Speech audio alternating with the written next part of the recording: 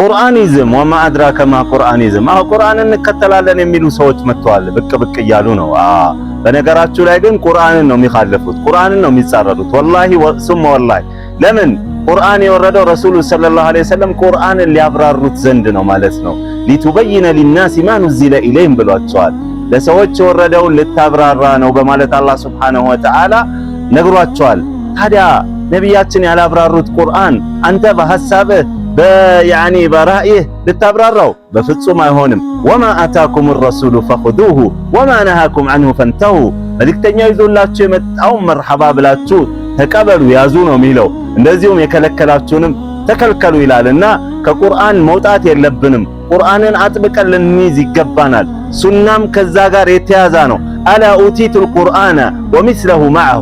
ረሱሉ አልአሚን ዐለይሂ ሰላቱ ወሰላም ምን ብለዋል? ቁርአንና መሰሉን ተሰጥቻለሁ ብለዋል። መሰል የተባለው ሐዲሳቸው ነው። ይሄ ለብዙ ተደራሽ እንዲሆን ኮፒ ሊንክ ሼር አድርጉታ። ወቢላሂ ተውፊቅ